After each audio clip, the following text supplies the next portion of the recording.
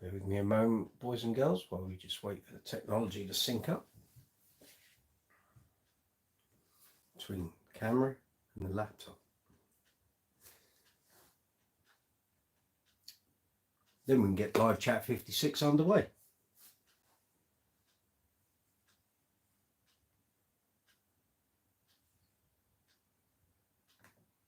Bear with me a moment. It's my live chat. You've got adverts on it. Thank you. Right. Good evening, good afternoon, good morning, wherever you are in the world. Welcome to live chat number 56. Hope you're all safe and well out there. Hope your bass playing's going well. If you've been on any gigs since last week's live chat, I hope everything went fabulously well for you. So here we are, live chat 56. If you've not been on a Brooks's Bass Corner live chat before, or any live chat here on YouTube, welcome. You're more than welcome. It's good to have you along. Thank you to all the new subscribers who've joined in the past week and a half. I've seen a big jump in my subscriber numbers, so thank you very much to all of you new subscribers here on the channel. We seem to have a bit of a technological problem. Just bear with me a moment here. For some reason on my laptop I'm not seeing anything. Just bear with me. Let's see what's going on. For some reason the live chat doesn't seem to be working. Either that or it's not happening on my laptop. So let's see which it is. I'm assuming you can or can't see me. Is that has our Wi-Fi gone down? Nope, it's all live. Okay. We're back. We're back. For some reason, my camera was displaying everything as though it's filming me all fine, and I suddenly had a hourglass arrow in a circle going around and a blank screen on my laptop, which isn't great. So hopefully everything's okay now. If any of you that are watching could let me know that you're receiving this, that would be fabulous. And I'll see that pop up on my live chat window. So I'm not sure what's going on there. Could have been the broadband at my end. Could have been something to do with YouTube. I just don't know. So I hope you're receiving this loud and clear now. So we'll do all that again. Good morning, good afternoon, good evening. Welcome wherever you are in the world. Welcome to Brooks's Bass Corner, live chat number 56. So if you've not been on a live chat before or not been on one of our live chats here on Brooks's Bass Corner, you're very welcome. Good to see you. Thank you to all the new subscribers who've subscribed to the channel. Very much appreciated. I've seen a big jump in my numbers over the past week. So if you're new to the channel, welcome. Good to see you. Steffi, thank you for the confirmation that everything's working now. So if you've not been on a live chat before, this is how this works. So this is the video screen that you see me on. Directly below this, if you're on the mobile app, is the live chat window. If you're on the desktop version, it's that way. And basically how this works is it's a two-way conversation.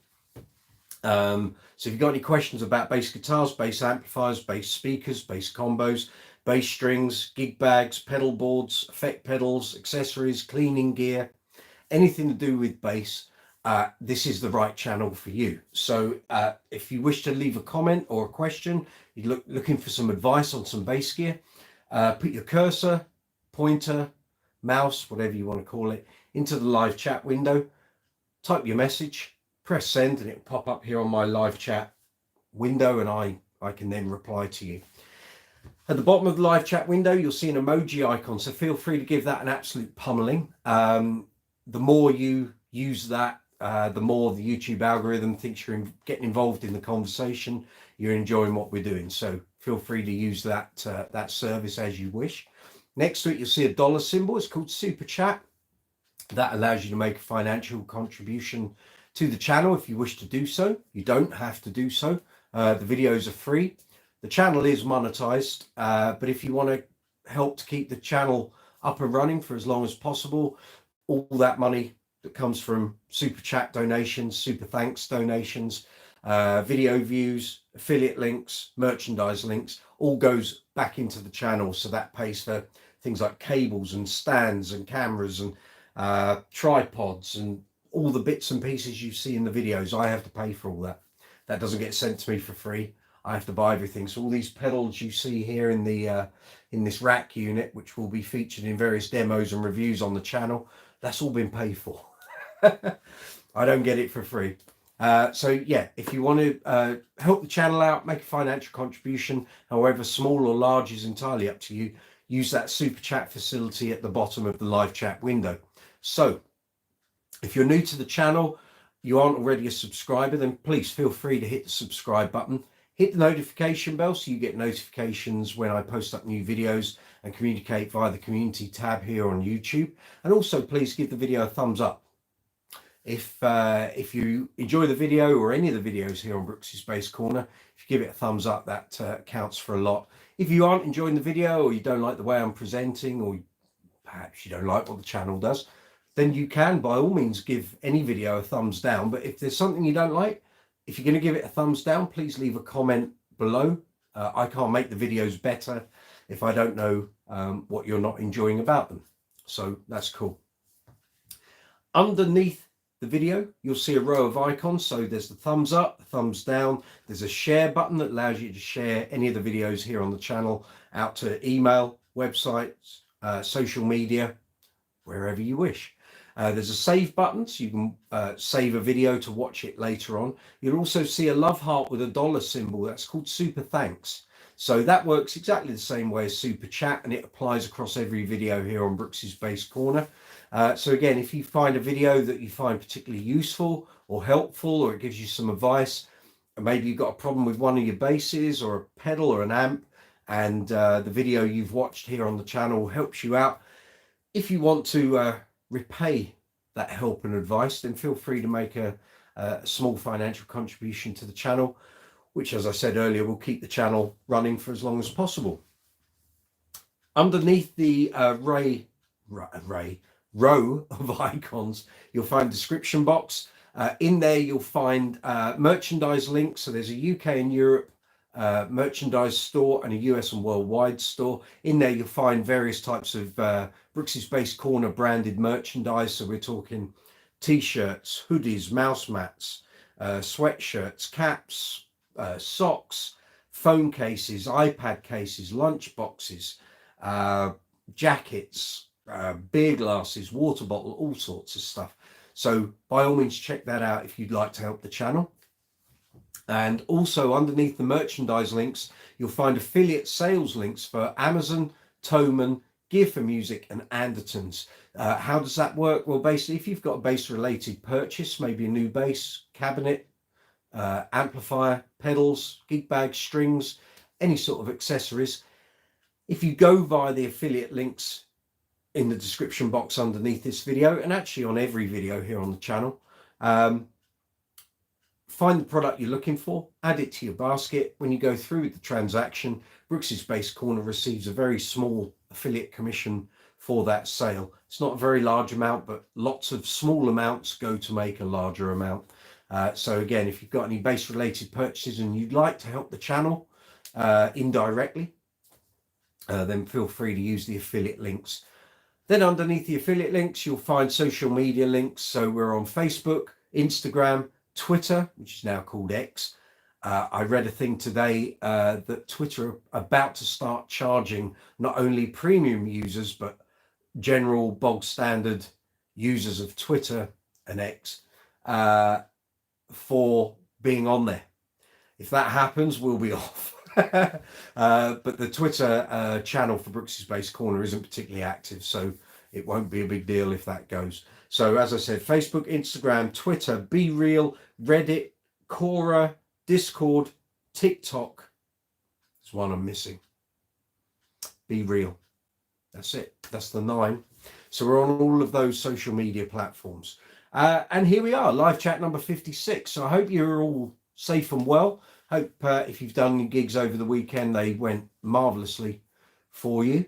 Let's think, where have we been? So saw you last Tuesday. Had my father-in-law's funeral on Wednesday. Gave him a great send-off. So well done, Alan. I think we did you proud. Then on Friday, I had an ABBA tribute gig at the Grosvenor Hotel in Park Lane here in the centre of London. Then Saturday, I was with Uncle Funk's Disco Inferno, and we were at Strode Park in Herne Bay in Kent, open air theatre kind of vibe, and that went extremely well as well. Thankfully, we managed to dodge the rain. That all came on Sunday. And this week I am with Uncle Funk's Disco Inferno again. We're playing at Saltasia Festival in Maidstone in Kent. So if you're in the vicinity or looking for a good night out on Saturday, this is our last festival of the summer, and we're playing with the likes of Gabrielle, Kenny Thomas, The Real Thing, Heat Wave. I think there's a couple of other performers with us as well.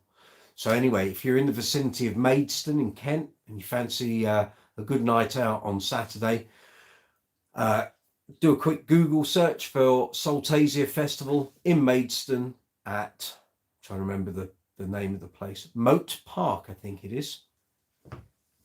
And we will be there. We are on from 6 till 7, and we're doing a 1 hour set. So if you're in the local vicinity, then come on down and come and say hi if you're coming down to, well, whether you're coming to see us or even just coming to the festival. So that's all cool. Let's see where we are on the live chat. So at the moment there's only a couple of us here, I think. Let's just check I've got that on. Yep. So Steffi, hi, good to see you. Thanks for attending another live chat. Good to see you. I think we've got 5 people on here at the moment. So guys and girls, make yourselves known. I think some of the regulars are indisposed, eating their dinner or on their way home from work. Now that summer's over and we're back to the regular Tuesday 8 p.m. live chat time.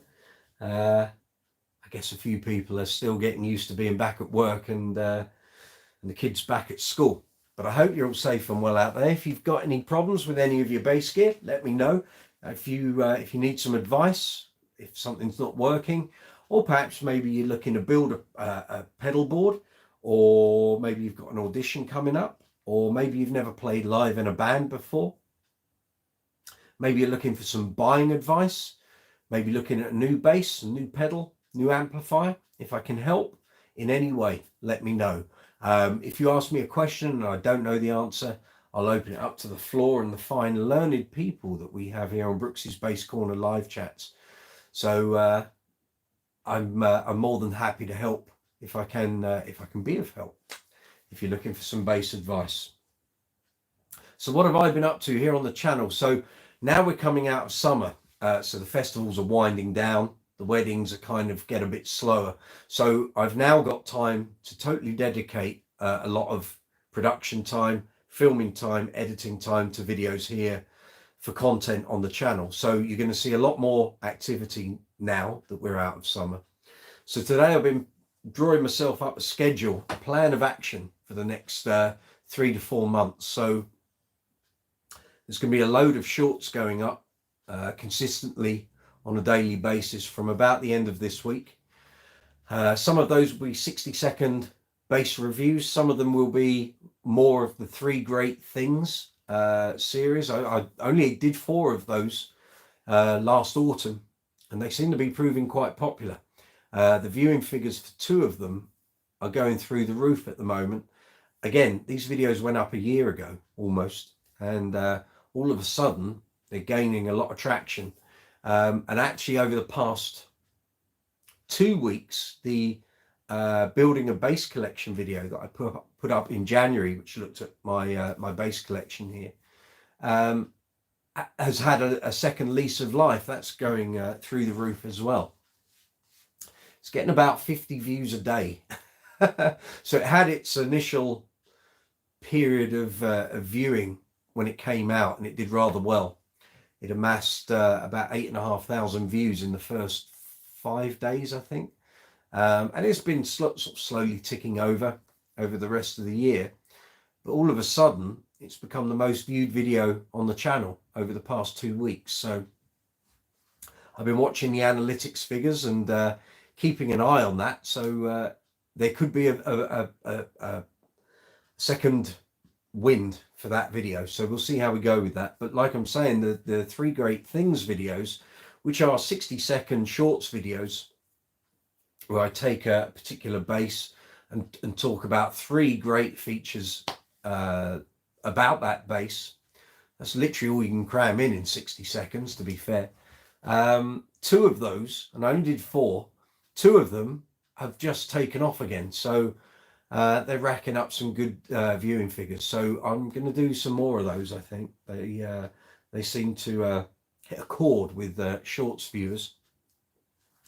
Then there'll be a load of bass demos in long form, and also some bass reviews. Actually, quite a few bass reviews as it goes. There'll be some comparison videos, and there's going to be a load of effect pedal demos, reviews, comparisons, feature videos. So what comes under that sort of banner? So that a feature video is anything that's kind of 10 minutes or more.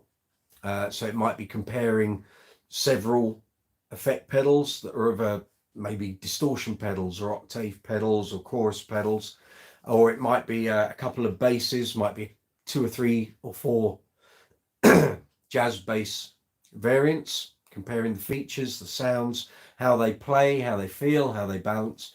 So there might be a few of those. And I've got some more vintage interviews to put up, which aren't video, sadly. They're just audio, but they are long overdue going up here on the channel. So again, keep your eyes peeled. There'll be plenty of content coming up over the next 3 to 4 months, now that I'm out of summer and I've got the time pretty much to dedicate to the channel again, thank goodness. So there'll be a load of new content going up. Oh, I can see my sister's appeared. Evening, sorry I was late to the show. Been looking after your great niece. Evening, everyone. Fab. Well done. Oh, Mum's appeared as well. Mum's watching. Good evening, everyone. Welcome. How's the merch doing, Mum? I hope you've been using your mugs and your t-shirt. Now that you've got them. It took long enough, but I hope they're doing well. I hope you haven't broken the mugs already. Martin Fay, good evening. Welcome. Martin, I put a link up after last week's live chat for the Lakeland Skyline Geezer Butler bass that you asked me to add to the Thomann thing. Have you bought it? I don't know. I'm guessing you haven't, because I've seen no change in the affiliate status. I have like a little dashboard on there which tells you if people have bought things or not and what have you. I've seen no change in that, so I'm assuming you haven't gone ahead and bought that bass for whatever reason. Let me know if you have bought it, but I'm not seeing any change at my end on the affiliate dashboard. Visol, good to see you. Welcome. Thank you for attending. Good to see you. So what's everyone been up to? Let me know what you've been doing for the past week. Anyone been out gigging? Bought new gear? Any new additions to your equipment?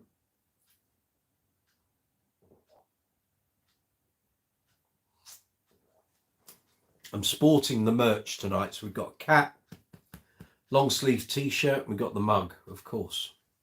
We've got the black mug for those who like one of those instead. If you want to buy any Brooks's Bass Corner merch links are in the description box below. Martin, I followed the link, but Thomann have bumped the price by $4.50. I did buy, but from a shop in Italy for a lot less. Totally understand, Martin. No problem. I'll take that back out of the Thomann affiliate instrument section. No problem. I understand. You're not going to pay an extra $4.50, that's for sure.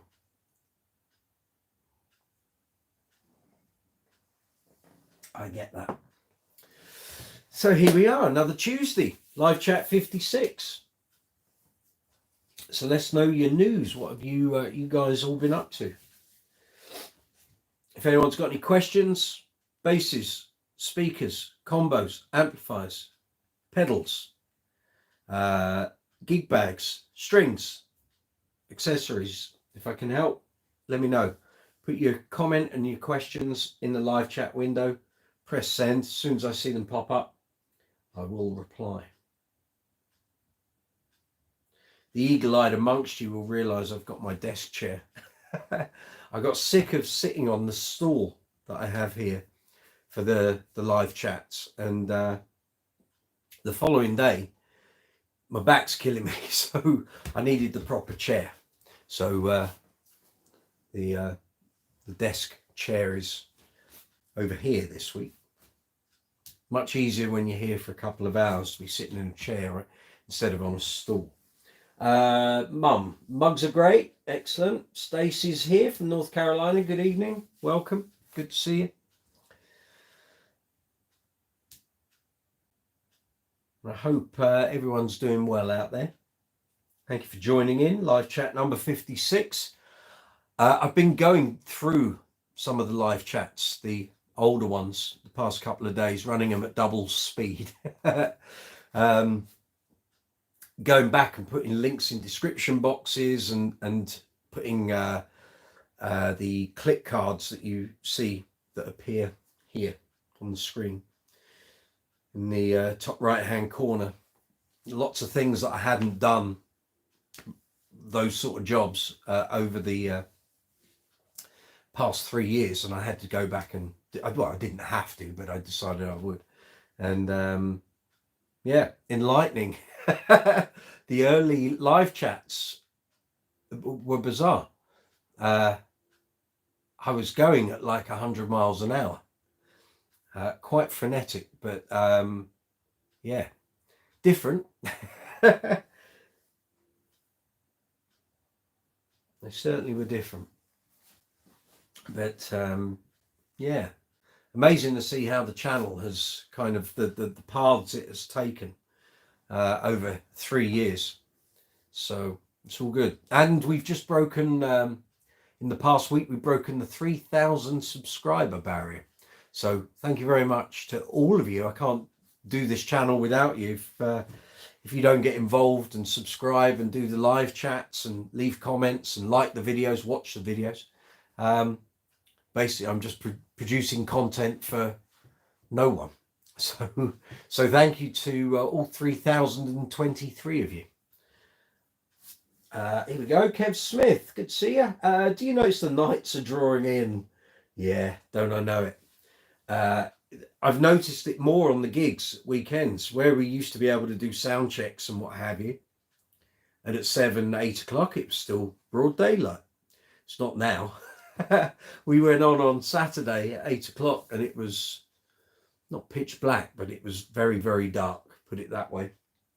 So yes, I know the nights are drawing in. Where did summer go? It just, I was thinking earlier, it was only a couple of months ago, which was the end of April.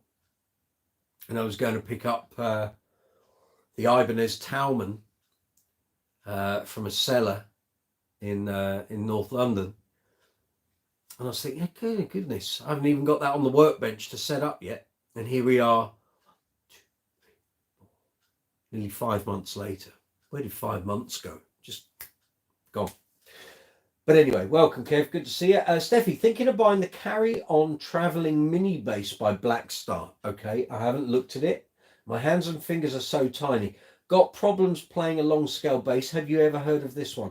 I haven't, but you might want to look at a short-scale bass. That might work for you. If you find your hands aren't necessarily big and your fingers aren't long, have a look at a short scale. That might be a good entry point to becoming a bass player. A lot of brands have a short scale bass in their range now. All the regular names, you'll find Fenders, Gibsons, Ibanez, Music Man, although it comes under the Sterling brand, I think. Although, well, actually, what I was talking about, Music Man, the American side of the company do have short scales, but they're quite expensive. But you might want to look at a short scale Sterling bass, maybe. Ibanez have short scales. I think Yamaha do some. I think. But literally any, bass retailer, just put short scale bass in and it will throw up the options for you. So have a look. But I don't know anything about the Blackstar mini bass, I'm afraid. Not seen one of those. My sister, after seeing your bass collection last week, is there one that is missing that you would really like and why? I do get asked that often. I would love a Series 2 Alembic, but the caveat for that is they're big, large beasts. I've already got 2 Alembics, and it's the sort of bass that, because of the value, I'd be so reticent to take it out and get it knocked and damaged. And I hate being that way about instruments. I like to take them out, use them. It's what they're built for. But a Series 2 Alembic is a serious proposition. It has tones that you just don't get on other Alembics, other basses. But they're big and they're heavy. And I would love it, but I'm not sure. I'm not sure it would be justified if I was to buy one. I don't do enough teeth in. I don't do enough recording work, and a lot of the bands I play with, it would be overkill.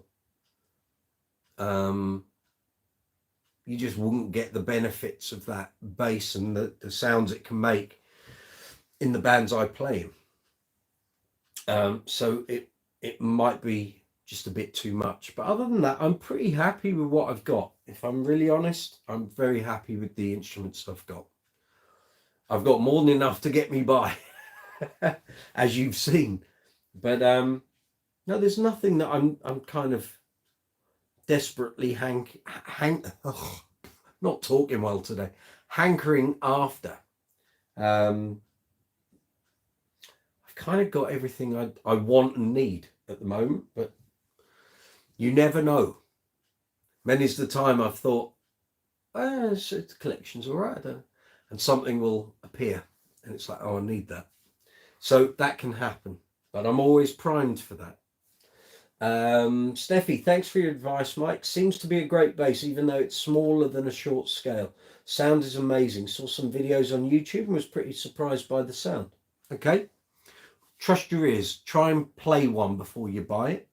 And if you can go to a store where they've got other short scale basses there, even if it's just 2 or 3 other basses, line them up, demo them, play them, plug them into an amp, see how they sound, take it from there. But trust your ears. Your ears will tell you whether something sounds good or not. But if this is your first bass, and I think it is, you want it to be comfortable, and you want to feel happy playing it. If you don't feel happy, or something feels like a lot of effort and graft, you won't want to play it, and you'll just put it to one side and it'll sit there. So make sure you're happy with it, make sure you're pleased with the sound, but most of all, make sure it's comfortable for you, and that you can get around the neck and you're happy with it. That's the biggest thing. So many kids who I know, or parents whose kids have taken up bass, they go into it all going, oh, I can't wait, it's gonna be great, and I'm gonna do all this and that, and 6 months later it's sat in a gig bag in the corner. Some of the basses I've bought here, which now have become quite valuable and sought after, were originally bought for kids by their parents, and after a year those things literally sat in a case in the loft, never came out until the parents decided to sell them, and I bought them. My white Kubicki was a perfect example of that. It was bought for a kid. His brother got a drum kit when they were 14, 15, 16. They grew up, left home, parents put it all up in the loft. By the time we got around to 2001, they decided to sell the drum kit, sell the bass. I bought the bass. Now that bass is worth a lot of money. So yeah, make sure you're very happy with what you're buying. And because it's your first bass, you may well find that after a year or so, you want to upgrade, buy something else. If you buy a good instrument, or something that you know, has a good reputation, has good sounds, plays well, you'll find it a lot easier to sell as well, if you decide to do that in order to upgrade your instrument. Martin, I started out on a Squier Classic Vibe Jaguar, which is a 32-inch scale, which is medium scale, of course, with a narrow neck. My 8-year-old at the time daughter could play it. It might be worth taking a look at. Squiers, there are short scale Squiers, short scale Fenders, of course, if you've got a bit more money. I think you might be surprised how many short scale basses there are out there. I know going back 5-6 years, when I was doing the reviews for the magazine, we were seeing a very marked increase in the number of manufacturers that were producing short scale basses. That came out of nowhere, that they became in vogue. Kind of what preceded that was lots of players moving away from round wound strings, going back for flat wounds. So they were going for a more traditional kind of non-bright bass sound. To make it even less bright, they went from long scale basses to medium and short scale basses. The reason for that, for those that don't know, is as you reduce the scale length on the neck, yes, it becomes comfier to play. You can move around a little quicker, but the speaking length of the string changes, so you lose a certain degree of tonality. Now, if you like a thumpier, less bright bass sound, then a short scale is a no-brainer. Having said that, I've played a number of short scale basses, and you can get a certain degree of sort of treble and what we call clank in the business. You can still get that out of a short scale bass, but if you compare, for example, if you went into a bass store or a guitar store, they've got a long scale version of a jazz, a precision, or whatever. If they've then got the short scale as well, plug them both in and play them, you will hear the difference. It will be very obvious. But go for it, you know. Happy shopping, Steffi.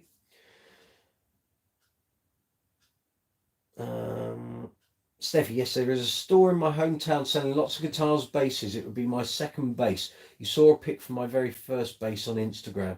You and Neil influenced me to start playing bass. Fabulous. Keep it up. Keep it up. Practice every day. I'm laughing because I should follow my own advice. I don't practice every day. But I've got years and miles on the clock. That's the difference. But yeah, practice as much as you can. Keep your calluses on your fingers in good shape and enjoy yourself. Enjoy the ride.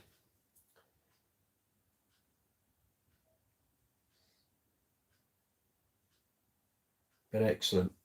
And don't forget, if you're buying a short scale bass, you can use long scale strings, but you're going to find more often than not the winding or the end of the speakable length of the string is going to be far in excess of the nut and the tuners. So if you're going to buy a short scale bass, don't assume you can use long scale strings. You may have to buy short scale strings or medium scale strings.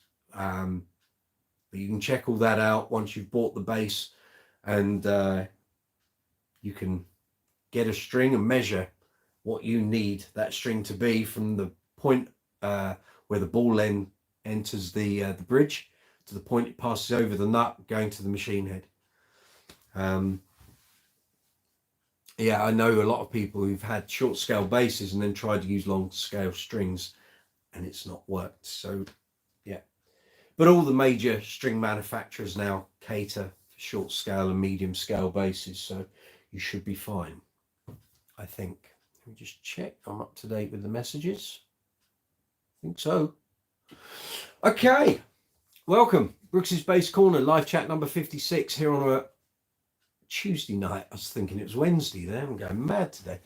8 o'clock here in London town in the UK. You're very welcome. If you've not been on one of my live chats before, hi, welcome. If you have and you know the drill, excellent. It's more of the same. But if you've not been here before, this is the video window. Directly below, if you're on the mobile app, is the live chat window. If you're on the desktop version, it's that way. If you want to ask a question, leave a comment. Got anything you'd like to ask, put your insertion point, your cursor, your mouse in the live chat window, type your message, press send, and it will fly up here on my live chat window. At the bottom of the live chat window, you'll see an emoji icon. Feel free to give that an absolute pummeling. You'll also see a dollar symbol. That's called Super Chat. That allows you to make a financial contribution to the channel if you wish to do so. You don't have to, but if you wish to do so, that's how you can do it. Directly below the video window, you'll find a row of icons. There's a thumbs up and a thumbs down. Please give us a thumbs up if you would. If you give it a thumbs down, then please leave a comment and explain why or what you don't like about the video or the channel or what have you. Next to that, you'll find the share arrow, which allows you to share the video out to websites, social media, email. You'll find the shop button, which if you click on it, will bring up, I think it's a selection of items from my merchandise store. So underneath the video window and the icons, you'll find the merchandise shelf. But if you click the shop button, which is directly below this video, that will bring up like I think it's like a zoom in of the various products that are there, so you can actually see stuff a bit easier. So that's what the shop button's for. And then in there, you'll also find a love heart with a dollar symbol. That's called Super Thanks, which works exactly the same as Super Chat. Allows you to make a financial contribution to the channel if you wish to do so. You don't have to, but all the videos here on Brooks's Base Corner are free. But if you'd like to see the channel continue for as long as possible and just to oil the wheels of the YouTube algorithm, then feel free to either use Super Chat or Super Thanks in order to do that. If you aren't already subscribed to the channel, please feel free to hit the subscribe button below, hit the notification bell and select all if you'd be kind enough. And again, if you're enjoying the video, please give it a thumbs up and feel free to share the live chats and any of the videos here on the YouTube channel out to your social media and what have you. It helps to promote the channel via the algorithm. So if you wish to do that, that's very much appreciated. In the description box, which is under the merchandise shelf, you'll find links for the merchandise store. So there's a UK and European store, a US and worldwide store. The merchandise is great, I have to say. I've been very pleased with what they're producing. So we have the mugs. The mugs I've got here have been in and out of the dishwasher hundreds of times since they got here. And the prints are still very bright. They don't fade. They're not chipping or disappearing. It's great. Fabulous stuff. And while we're talking merchandise, I should say that from Saturday this week, 23rd, through till Thursday the 28th, all merchandise on both stores, no matter what you buy, will have a 20% discount. So literally, if the more you buy, the more you save. So again, 20% discount on all the merch from Saturday through till Thursday next week. So if you've seen some merchandise on the stores, or you like one of these caps or one of these long sleeve t-shirts, or maybe you'd like one of the Base Legend quote t-shirts, which we've now got in stock, they will all be 20% off from Saturday through till next Thursday. So happy shopping, guys. Underneath the merch links in the description box, you'll find affiliate links for Amazon, Thomann, Gear for Music and Andertons here in the UK. If you've got any bass related purchases, so new bass, new cabinet, new amp, new combo, effect pedal, gig bag, strings, accessories, cleaning materials, you can help the channel out by using the affiliate links in the description box. Find the item you want, add it to your basket, go through with the purchase, and once you do that, the channel receives a very small affiliate commission, which helps to keep the channel going. Underneath the affiliate links, you'll find the social media links. So we're on Facebook, Instagram, Twitter, which is now called X, Be Real, Reddit, Quora, Discord, TikTok, and I'm sure there's one other that I'm missing. No, I think that's it. I think we've got the full complement there. Steffi has said, at the moment, I'm so busy with my retraining. I'm in school all day. It's difficult to find time to practice, but I found a teacher in school who offered to help me. Excellent. Get those lessons in, is my advice. But you've got to do some practice each day, because otherwise you won't develop your calluses. You can see my callus there. If you don't develop your calluses, you will find playing bass really painful. So you need to develop that and maintain them. And you only get that from playing. You can't do it any other way. So even if you only put in half an hour a day of concerted practice, whether it's playing along with songs you like, learning theory, but you need to do that. And it's for both hands. Pretty much you're going to do those, and that will be the bulk of your calluses. Oh yes, I know what you mean. There you go. So you've got to do that. You've got to build those up, and it will only come from playing. And then you've got to maintain them. Through lockdown, I lost my calluses. I wasn't doing enough playing, and I lost my calluses. I had to rebuild them up as we came out of lockdown in 2021. First couple of gigs were interesting. But yeah, we're back in the game now, thank God. So let me know what you've been buying, gigs you've been doing. If there's anything you'd like to see on the channel, I'm now in a position where I can create a lot of content quick. So if there's something you would like to see on the channel that I haven't already done, I get various suggestions all the time, whether it's through the community tab or the social media links, sometimes by email. So I'm building a list of stuff that you guys have asked for over the past 3 years, and I will try my best to produce as much of it as I possibly can. There's going to be a podcast series coming up very, very shortly. I've been working on that today, and I won't give away what it's going to be called yet because I haven't filmed it, but I expect to do that this week and probably have 5 or 6 episodes. There'll be one a week, and yeah, see how they go. I'm going to do 5 or 6. If it doesn't work, it doesn't work. I can't do anything about it. If it does work and it takes off, then it'll become a regular thing. So we'll see. Kev Smith, Mike, I was looking at a Jimmy Nail CD. Guy Pratt plays guitar, also bass. Do you play guitar? That was actually a question on one of the earlier live chats, because I've been going through them past couple of days. I don't.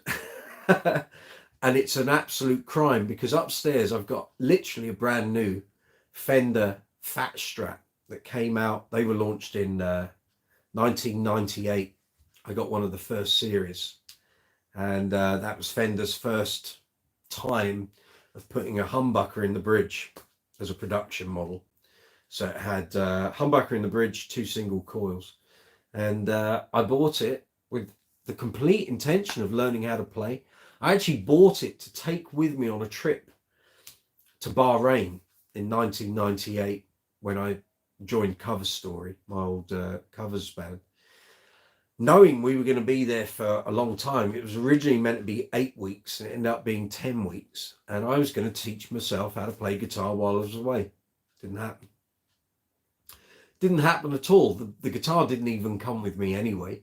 And the band, the guys in the band said, oh, look, you know, we're going to have 4 guitars with us out there anyway. So rather than you bring another guitar, just learn on one of ours. Well, I didn't.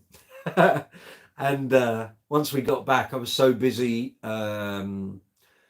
painting and decorating the house that me and my partner bought. And then that band ended up being very busy. And over the years, I've just never had the time to do it.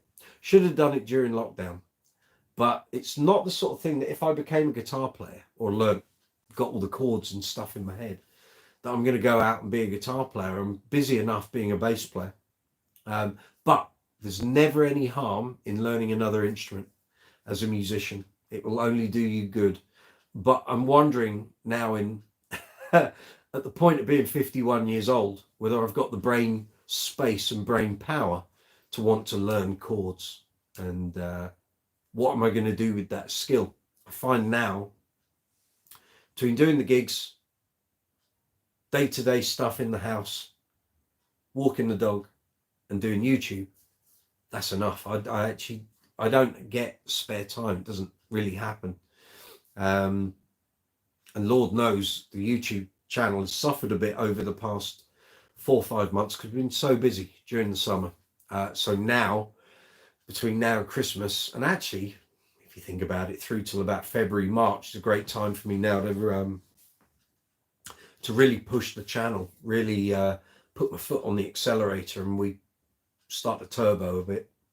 I'm 3 years in now, not a YouTube newbie anymore. So I've got to start putting a lot of content up and start addressing some of the things that, like I say, past couple of days, I've been going back through the old live chats and seeing what things, oh, we're going to do this and we're going to do that. A lot of it never happened because you say it and then suddenly something crops up or a gig comes in, and all the time you'd allotted to do that suddenly gets eaten up with other things. So I'm going to go back and address all the things that, all the ideas I've had for content here on the channel, and we're going to do it, get it up. Got so many reviews and demos to do. And I think about probably 18 months ago, just before Russia invaded Ukraine, I was talking about three new series of long form videos here on the channel. None of them have happened. So again, time for me to address that and get those ideas recorded, edited, put them up. One thing I have learned, going back through the live chats, was there were certain things that I filmed and put up here on the channel that just didn't take off. And I kind of convinced myself they would, and they didn't.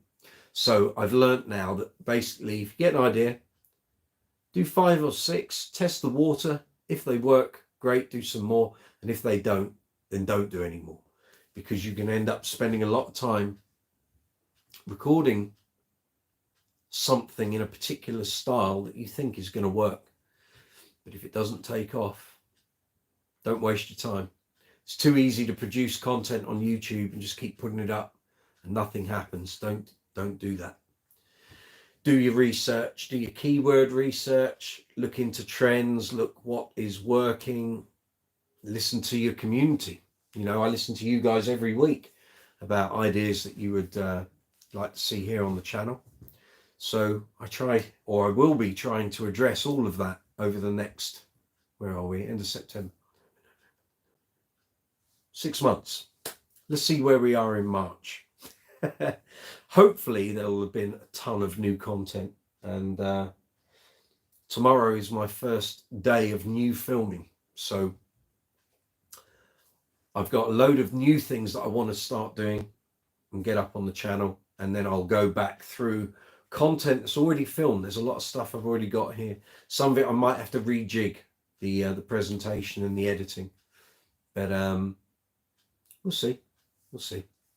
The ideas are there, just got to get down to filming and editing.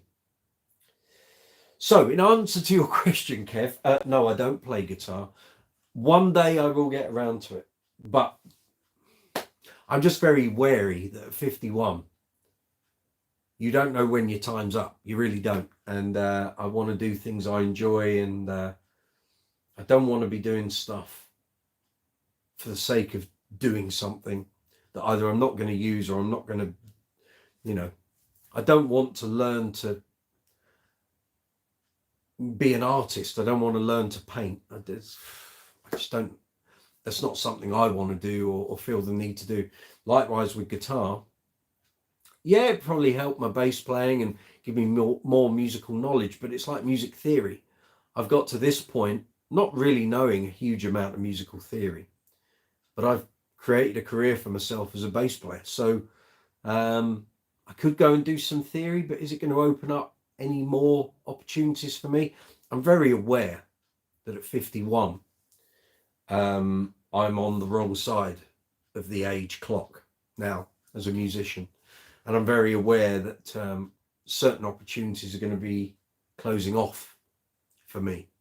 And it's not being negative. I'm aware of it. I've been in music long enough to have seen that happen to other people. And you can be the greatest bass player on the block, but if a young band want a guy who's 25 and I'm 51, I'm not going to be getting that gig, am I? So yeah. But yeah, Martin, I was 51 when I started learning bass. Well done for you. You can do it if you want to, but if you don't actually want to, then you won't. Correct. No, I get that, Martin. It's just there's so much in my day, every day. And I was saying to my mum last week, I have a list of things I need to do and get done. There are some things on that list, please don't laugh, going back to 2008 that simply haven't got done over the years. Usually because gigs and work and magazine writing and the period where I was booking bands into a chain of venues, that became the priority, to get the money in, you know, pay your bills, pay your mortgage, whatever time you got left. Once that's taken care of, then fine. But I kind of worked really hard for about 20 years.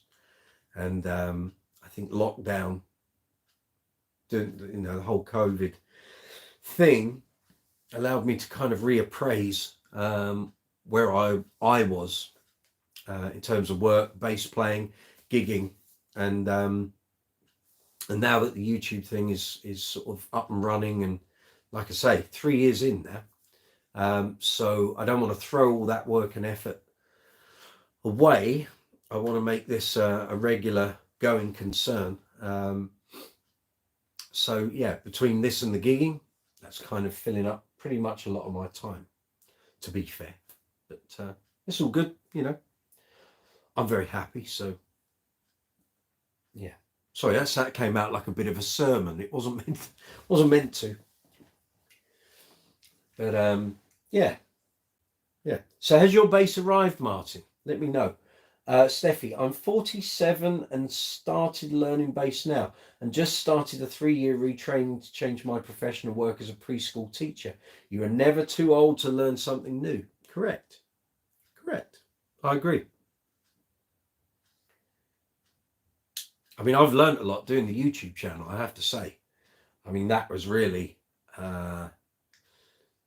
so where were we? We were about 1, 2, 3, 4, 4.5 months into lockdown, and I decided to teach myself all those skills, and yeah, it was eye-opening. Very eye-opening. But the thing, you know, doing a YouTube channel as a one-man band, if you don't have a team of people around you, you've got to pretty much do all those things and wear all the hats, and some of that stuff you just don't know. You only learn it by doing it. So I'm trying to open a can here of cream soda. I'm not doing a very good job of it. But that was a real eye-opener. I learned a lot of things that I hadn't done, or some things that I'd sort of dipped a toe in the water with before and never really done anything with it. So now producing the content and, you know, going into social media properly, not just using it as a messaging thing. It's you know, you got to get your thinking cap on every day and think, right, what are we doing today? What do I need to do? What do I need to do for the channel? What needs to get done? And yeah. Martin, yes, it arrived today and it's in my hands right now. Noodling NIB. Okay, as I watch the stream. Fabulous. Well done, sir. Stacey, agreed, Steffi. I went back into school during COVID for my cosmetology degree and I'm now taking a mixology class to have bartending skills. Learning never stops. Agreed. Martin, good for you, Steffi. It's a difficult decision to retrain into a new profession. It's a lot different than taking up a new hobby. It is, because a profession is, you're being paid for it. And people expect a certain level, don't they? But good for you. Well done, gang. all learning something new. Fabulous. Anyway, cheers everyone. Have a good evening. Have a good week.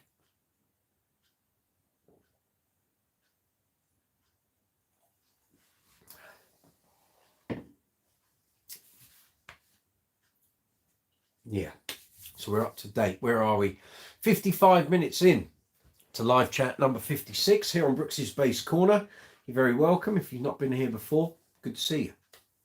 If you've got any question about basses, amplifiers, speakers, combos, bass strings, pedals, accessories, gig bags, you want some advice buying something, maybe you're looking to set up a pedal board, don't know the correct order to put the pedals in, ask away. If I can help, more than willing to do so. If I don't know the answer, I'll open it up to the floor to one of these fine learned bass players that we have here on the channel.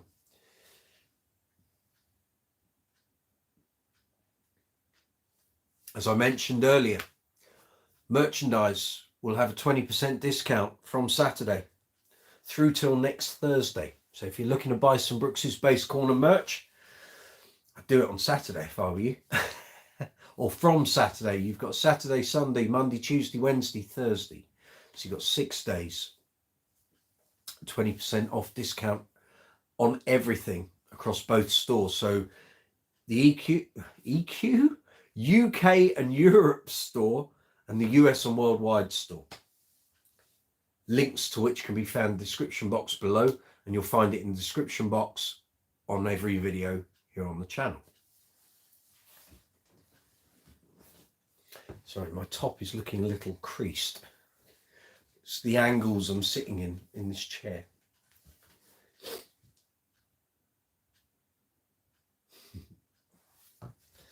So I had someone ask me yesterday, actually, they'd looked at the unboxing video for this, the Harley Benton Marquis bass. And they were asking if it was passive as well as active.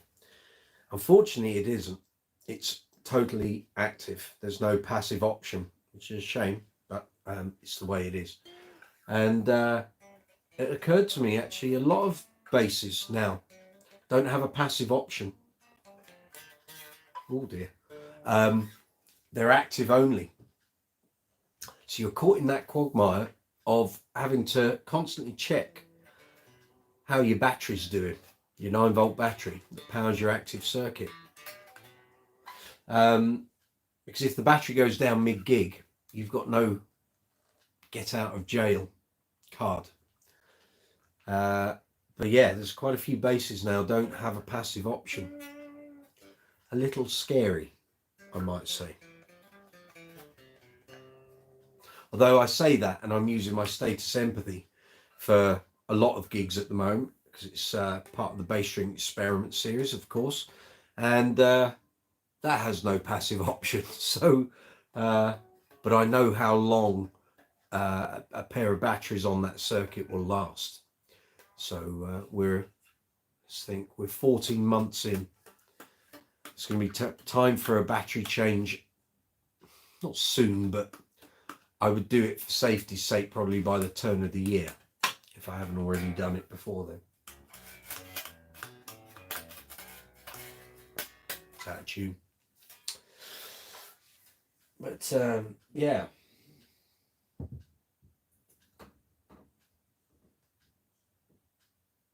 I'm fairly good at checking my batteries. I've only once once had that catch me out on a gig where because usually with an active bass, as the battery dies, you hear a degrading signal. Either it starts to distort or you get some popping and some hissing and stuff.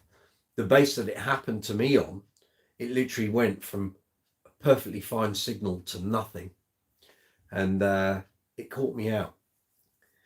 And thankfully I've not had it since. But yeah, that was an enlightening evening. Steffi, in German we have a saying, I won't try and pronounce that, but it means old like a cow and still learning. That's all right.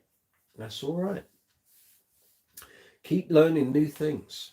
I mean, I can tell you, every day doing YouTube, I'm learning something.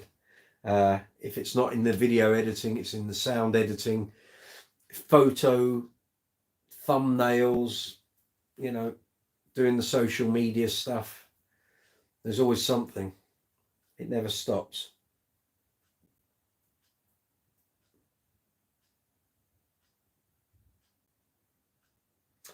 So yeah, earlier today I was building the schedule for the next couple of months. So what we're going to do here on the channel, I'm determined, in fact, to get the next episode of the bass string experiment series out this week.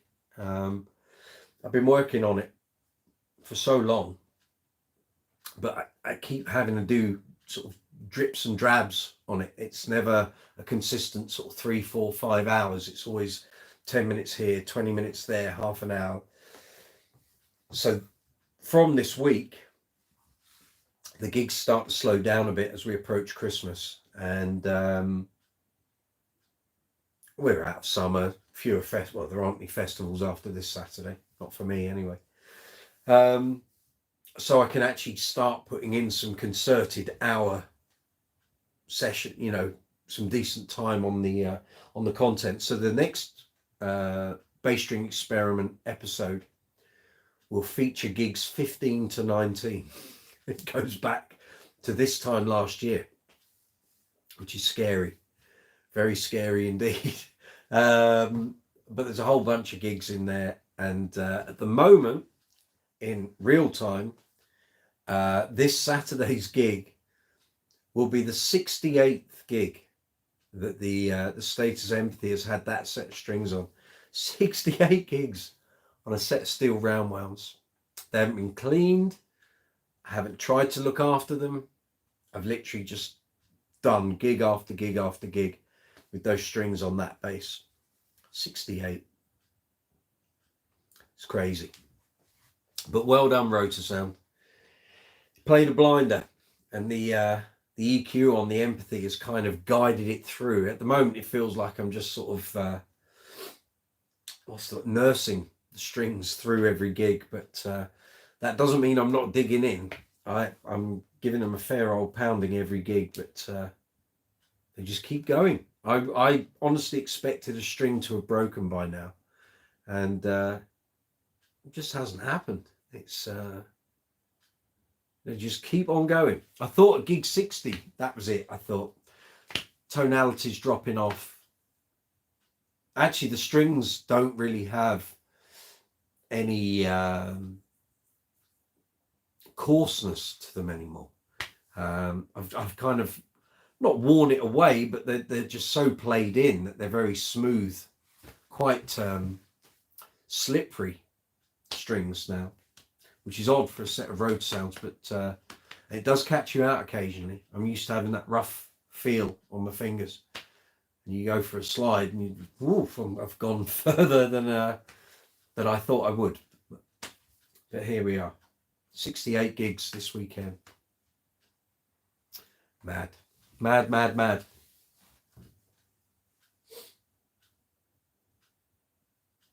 They've done very well, I have to say. The Empathy keeps them going. You wouldn't get 68 gigs out of them if they were on a Fender. You just wouldn't. You'd have given up the ghost with them. They'd have. They would just be so dead now that you wouldn't get much tone out of them. But that Empathy circuit just does the business. It really does. So there.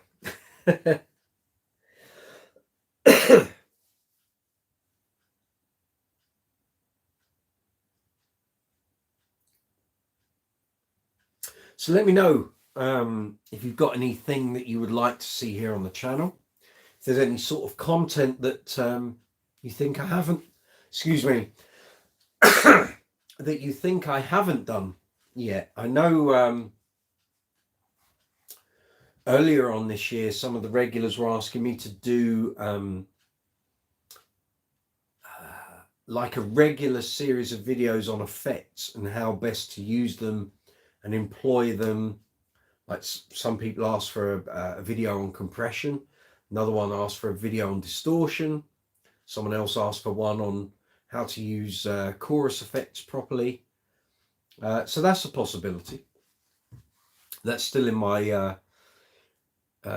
my notebook, my suggestions list. It's there. And that could well happen, actually. And then there's the obvious comparison video. So I was considering doing a you know, cheapest versus most expensive in each sort of effect group, but I think there's a lot of videos like that already out there, and I might struggle to kind of get seen above the parapet with those, but we'll see. Need to do my keyword research and see if I can give those sort of videos a new slant. See if there's a way I can kind of make it a bit more original than just doing a comparison of a cheap pedal and an expensive pedal. We will see. We will see.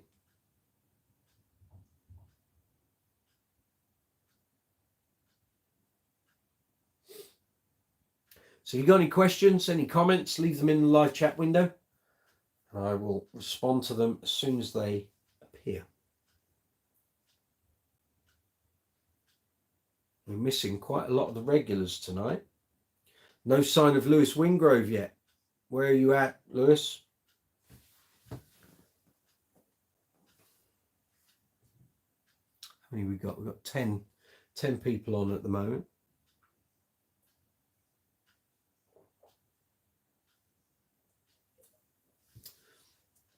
Come on, Lewis, we need to know your recent purchases.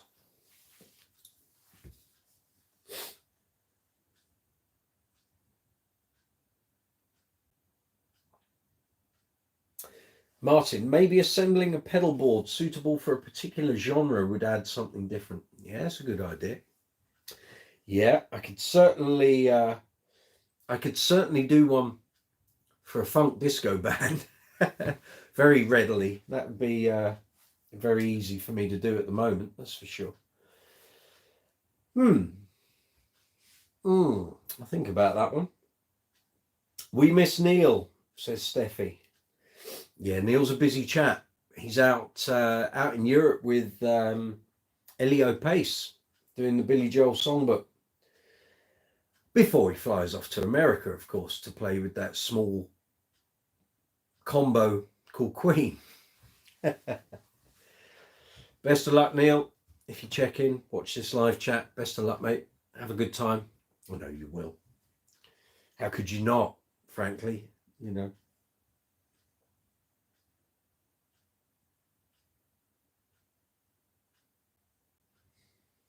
Yeah, pedal board for genres. Now there's a thing.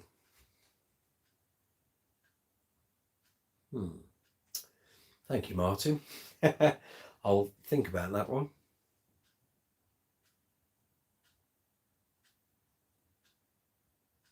Yeah.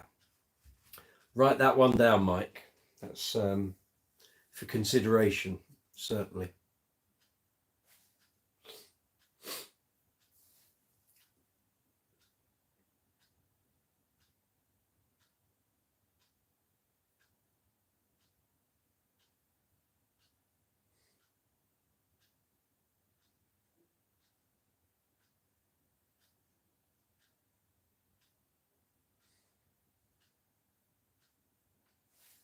Yeah, he's a very busy chap, Mr. Fairclough. Globetrotting.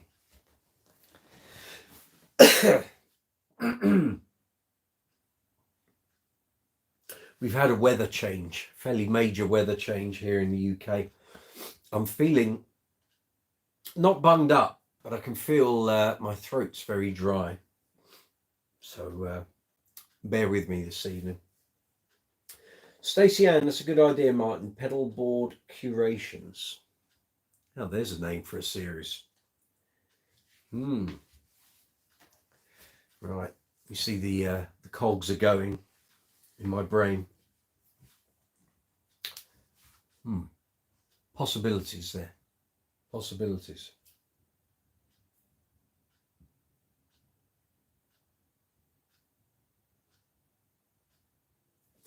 Martin, question. Do you always use the same brand amp head and cab, or do you mix and match to taste?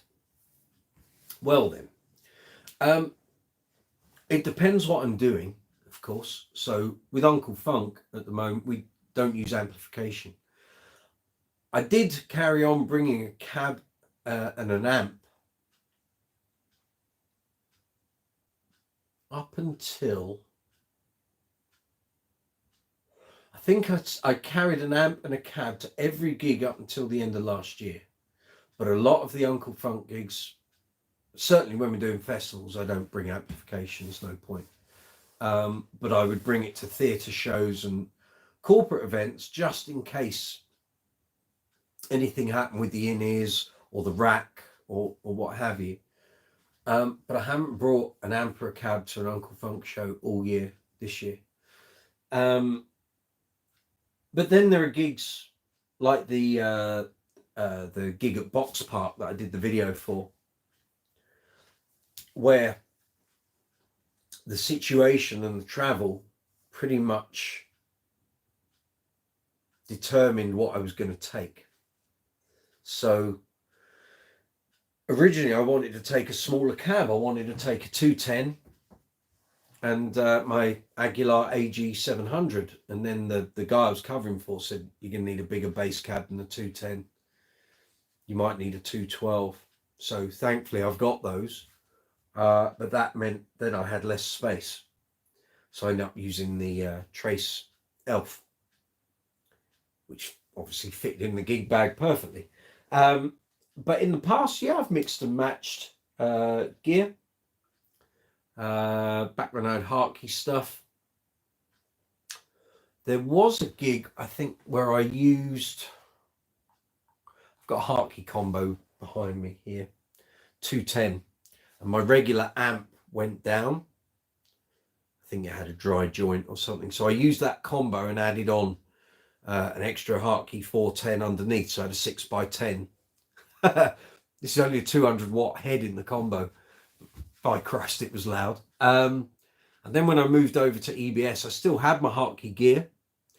And I tried mixing and matching and stuff. But the EBS stuff, it just sounded great. The EBS cabs, I noticed instantly the difference between a Hartke XL 410 and a EBS Pro line 410. And I had two EBS amps after about 18 months. So I had the Fafners, which was my preferred amp, and I bought a second-hand HD 350. They're both quite different sounding amps, but I would mix and match those depending on the gig. So, and also if I was carrying a lot of PA gear, I might not have room for a Fafner in that amp cover, might not have the room in the car. So sometimes I'd take the HD 350 on my front seat. And then as time went by and I accrued sort of these smaller Class D amps and stuff, yeah, sometimes I'd have an EBS cab and the GK. Then for a while I moved over to using the Gens-Benz. Just, it was a lovely sound, really flexible amp. And then once I moved to using Aguilar stuff, I haven't really used it with the EBS stuff. I'm very happy with the Aguilar cabs, and the amps are fabulous, of course. So I haven't really done that, to be honest. And at the moment I'm using amplification, so it's very limited that I use amps or cabs, that I'm not doing the mix and match thing. I just don't need to. But if, you know, if I was in a band and they said, oh, you know, we need a really defined, rocky, like in your face tone, I wouldn't worry about taking out the EBS cabs and using them with the Aguilar heads, and vice versa, using EBS heads and the Aguilar cabs. But I kind of know the sonic properties of the different amps and cabs that I've got. So yeah, I know how to get tones out of the gear I've got. And obviously I've got a Mesa Boogie amp here full of valves, so For a while, when my DB751 had a tube issue, I used that on a bunch of Oasis tribute gigs with the Aguilar cabs. Sounded great. In your face, definitely. Lots of power, lots of tube colouring, bit of harmonic distortion going on. Fabulous. It's a great amp, but it just weighs a ton. So I hope that kind of answers that one. The thing is, in order to mix and match amplification, you need to know what each component offers, how it responds. Not every bass sounds good. You might have a really great rig, and not every bass is going to sound good through it. I remember when I moved from Hartkey to EBS, I was so used to the sound of a Music Man Stingray through a Hartkey rig. Just in my head, I couldn't get it to work with the EBS stuff. It might have done over time, but it just, the change in tone was quite radical. And I actually ended up selling that Stingray not long after I bought the EBS stuff. And used a bunch of different basses. So I was changing bass and rig at the same time. But over time, when I had more time, I'd sit in here or where we lived before, and I'd spend hours knowing what each of my basses could do through different, parts of my setup. So when I had the two EBS heads and a Hartkey head, that was what I had amplification was, I would know what all those things could do and how they would interact. Obviously, as my bass collections got a little more extensive, it's been harder to do that. And generally, I don't tend to make a lot of noise here at home during the day because my partner's working upstairs. But yeah, it's just knowing your gear. Pedals, perfect example. Very easy to buy a pedal, find one sound, and that's all you use. But that pedal can probably do a whole load of extra things. Get to know what all your gear can do. Martin, thanks for the answer. My rig is mixed because I prefer it, but it seems to be an unfashionable choice to mix. I mean, before I bought my Hartkey rig, I was quite destined to buy a Trace Elliott head and have Hartkey cabs. And I know because I've spoken to the guys that used to work at the bass centre in Wapping, that was their rig of choice. If someone came in and said, I've got money to spend on a bass rig, what do you suggest? Very often they would suggest Trace Elliott amp and a Hartkey XL cab, because the level of punch coming out the Hartkey 410 XLs was unlike anything else on the market. The tonal difference between that cabinet and a Trace Elliott 410, two different extremes really. You've got aluminium cones in one and you've got paper cones in the other. And then once tweeters started to become a thing as well, then it was like, take your pick. But because the Hartkey cabs have been around for a while, they didn't have an amplifier. And then all of a sudden in 1992, suddenly there were the 3500 and the 7000 heads. And it was like, oh, okay, so Hartkey have got a proper rig now. So that's what I plumped for. I actually plumped for it without even trying it, which is most unlike me. But at the time, it was like, well, if Hartkey amps are anything like their cabinets, this is going to be a good setup. And I loved it. I loved it for, oh God, I had it for 10 years. And it was just, I wouldn't have changed it, but it was just the Hartkey head was becoming unreliable. It was getting dry joints on a fairly consistently regular basis. And then the LED strip that did the graphic, the ribbon cable kept going wrong, and it kept getting changed and kept going wrong. And it was just like, okay, it's something obviously, the build quality maybe isn't there. Love the tone, but if the thing's not working and it's spending more time being fixed than it is being used, I can't operate with that. And I was doing loads of gigs at the time, and it was just like, this isn't working. And EBS was the new sort of kid on the block at the time. Well, EBS gear had been around for a while at that point, but they came out with the Pro lines. The Fafner had been around a little bit. The HD 350s had come out. TD 650 had just come out. And it was like, this is getting rave reviews everywhere. And I'm seeing it more and more. And it sounded great. And a friend bought he had a small setup, actually. I've got it. So it was...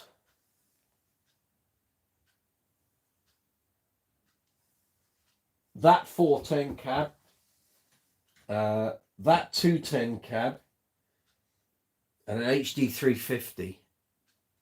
But he didn't have the 410 at that point. No, he brought the 210 and the HD 350 round to my house. And I played through it and was like, oh, okay. Yeah, this is different level, isn't it? And I went and got an HD, an EBS rig. And that kind of relegated the Hartkey. That was like, that's not going to be taking the place of this at any point. So I kept hold of the Hartkey setup for about a year, just in case. And after a year, it was like, no, I think the EBS thing is my sound. So sold those on, but I kept the combo. And then I was EBS'd up for 16 years. So yeah, but I get it. No, there's mixing and matching is no bad thing. When I reviewed an Aguilar rig back in 2007, so that was the DB 750 forerunner to the 751 and their GS 410s, and I took it out on a gig to review it, and I took my EBS rig. So I had a Fafner Proline 410 and the Aguilar setup. And what I did was we were doing 3 sets at an RAF base. So the first set I did with my rig. Second set I did with the Aguilar rig. It's a lot of gear. Second set I did with the Aguilar rig. And then third set, I mixed and matched both. So I ran the Aguilar head with an EBS cab and the EBS head, Fafner head, with the Aguilar cab. And out of that, I realized the Aguilar stuff was now another level above the EBS stuff. But what I found was the best sounding rig was the DB 750 with the EBS Proline 410. The Proline 410 cab was better than the Aguilar cab, but the Aguilar head was better than the EBS head. And it's weird, isn't it? I've got the 751 and I've never matched it with an EBS cab since I bought it, purely because I like the lightweight SL212s, much easier to carry. But yeah, so I did that mix and match on a gig. So sonically I was hearing what I regularly use, then what this Aguilar rig was doing, and then I had 2 rigs mixed and matched, and I plugged into both for literally half a set each. And from that I surmised that the Aguilar amp into the EBS cab was the pick. That was the ideal. But yeah.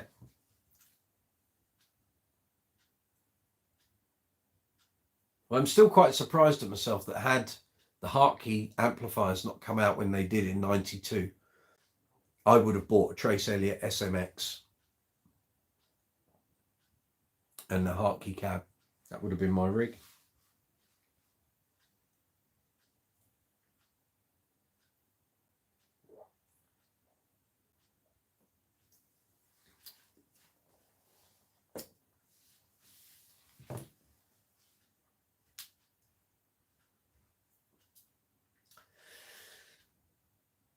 How many people we got here? 11 at the moment.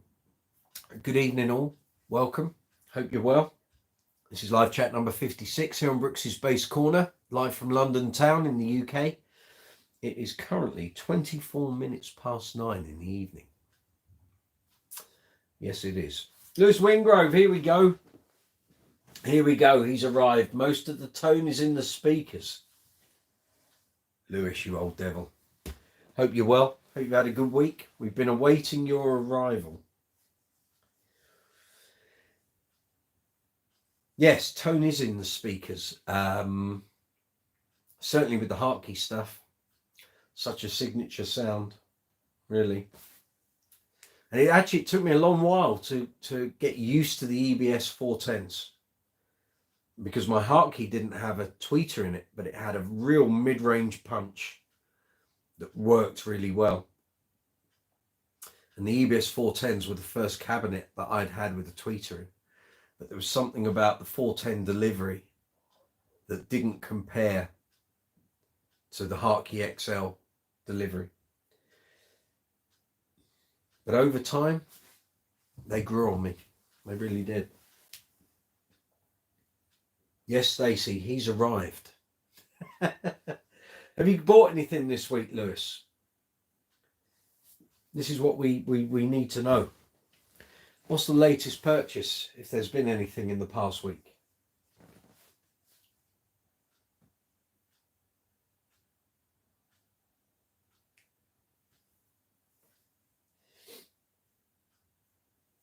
No, I'm moving to a new flat, okay? Have you forewarned the neighbours? I'm hoping you have. If not, you might want to put a small note under their front door. Front doors, if you have neighbours either side.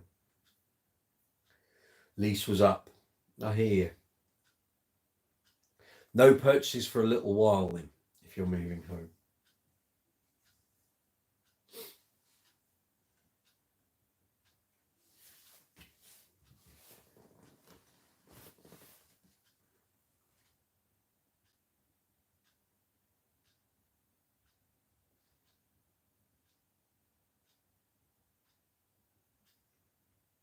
Wait, oh, of course, moving home, so you're not going to be buying anything. Yeah. I'm sitting watching the screen waiting for Lewis to tell us what he's bought, and no, he's moving home, you idiot. But you got a new grandson. Well, congratulations, sir. Fabulous news. Stacey, sounds incoming from Lewis for the new neighbours quite. 4 months. 4 months? I'm confused. 4 months. You mean your grandson's 4 months? Maybe. 4 months old. Fabulous. Well done, sir. Got you.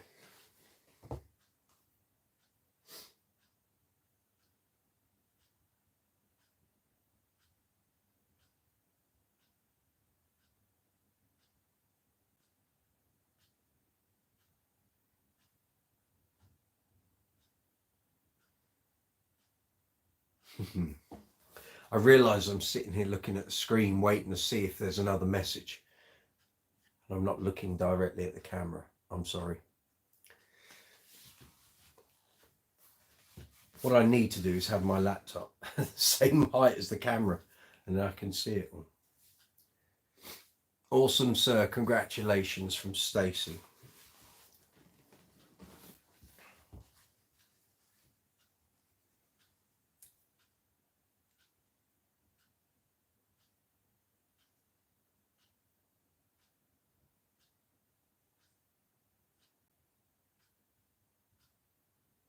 So let's see what gigs have I got coming up. So as I said earlier, last festival show of the summer for me this weekend, which is Uncle Funk at Moat Park in Maidstone, which is the Saltasia Festival. So if you're in the area or you want to come along, let me know. If you're already going and you want to come and say hello, let me know and we can arrange that. Then next week we've got Uncle Funk at South Mill Arts Centre in Bishop Stortford on the Friday, and on the Saturday I'm playing with This Is Queen Tribute in Milton Keynes, which is a public show. And then the week after that, well, actually, once we get into October, I'm basically on one a week. But the first week in October, I've got an Uncle Funk show on the Friday. I'm trying to remember where that is. Bear with me 2 seconds. I've called the diary. It all gets a bit hazy because it's like literally one a week. And quite a few of the venues are new venues. So, right, 6th of October, which is the Friday, we're at Whittam Public Hall. I think it's a public hall. Yeah, in Whittam, in Essex. And then on the Saturday, I've got a private event for a wedding band. And then the 14th of October, which is a Saturday, we're playing at, it's Harlow, I think. Harlow Playhouse, yeah. And then on the 21st, it's Uncle Funk at the Bourne Corn Exchange, which I think is near Peterborough. And then the 28th of October, we are at Haverhill Arts Centre in Cambridgeshire. And then the 3rd, which is a Friday, 3rd of November, we're at the Royal Hippodrome Theatre in Eastbourne. Then on Saturday, the 11th of November, I'm down in Exmouth with This Is Queen tribute. And then we got an Uncle Funk public show on November 25th, which is Sawbridgeworth Memorial Hall, which is a public show. And then we get into December shows, which are general madness. So yeah, it's busy. It's not flat out, but it's busy. So it's all good. Where are we? Oh, right, Lewis. The rent should go down like almost £1,000 less costs. Mesa Boogie Subway WD 800 amp in a couple of months. Excellent. Well done. Martin, the big question is the new flat closer to your grandson or further away? And Lewis says he'll be living with him. So very close. Very good. Hope he likes the groove. Quite. Lewis, dead wife's daughter is moving in, full house. You're going to be a busy chap. Yes, exactly. Loud bass putting him to sleep. I don't know how. Well, I hope it all works for the best, Lewis. Thank you for spending your time here. You're going to be a busy chap. So, catch up with us when you can. If you can't make the regular live chats, no problem. Don't worry.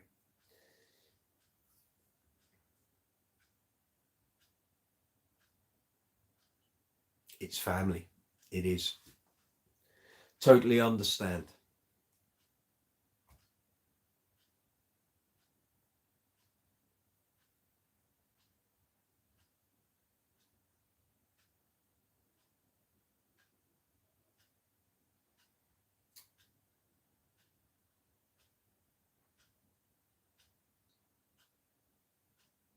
Steffi, got to call it a night. Got to get up early. Thanks for another. I can't speak today.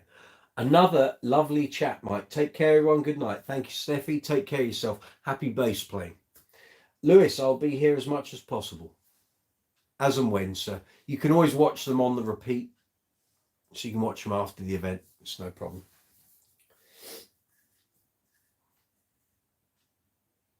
That's Steffi, Lewis.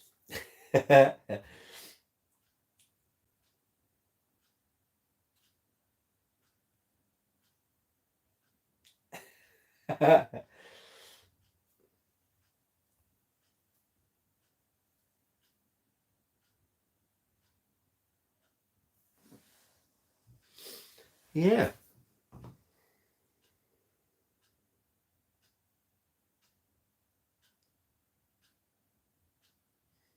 So you got any questions? Bass related, bass guitars, bass amps, bass combos, bass speakers, bass pedals, bass accessories, strings, gig bags, pedal boards, you name it. If you got any problems with your gear, looking to buy something new, or just looking for some advice, a few pointers, Put your questions or comments in the live chat window. Press send and I'll respond to them as soon as I see them.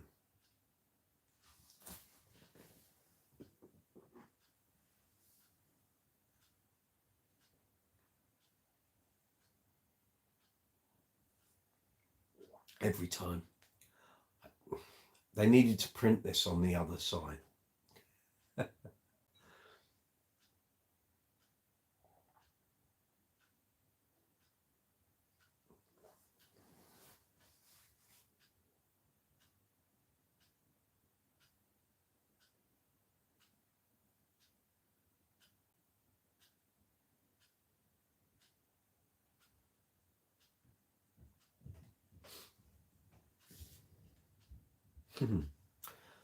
The hound has just hopped past my door.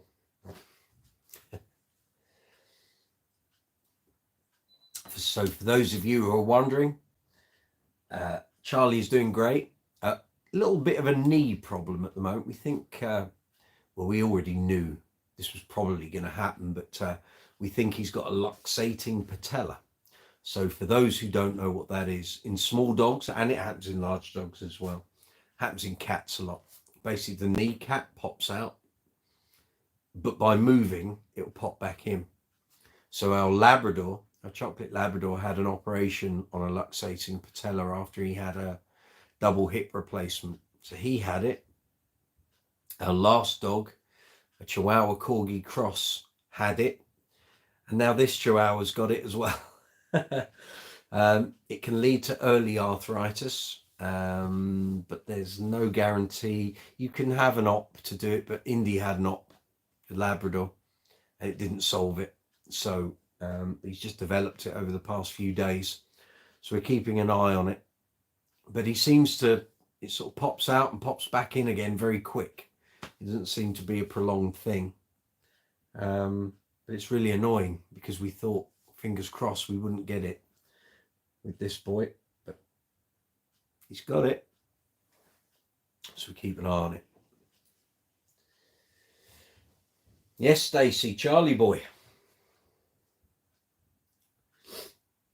But he was a little flustered by it, I think, on Sunday when it first happened.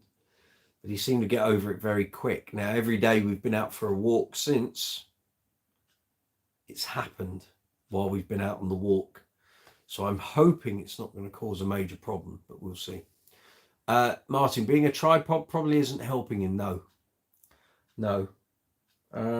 But the weird thing is, it'll happen on a walk, and within 5 to 10 minutes, he'll be on his back hind legs, walking towards another dog that he wants to say hello to. So it's clearly not causing him too much aggravation, but I'm aware that it can lead to early onset of arthritis. So we'll see how we go.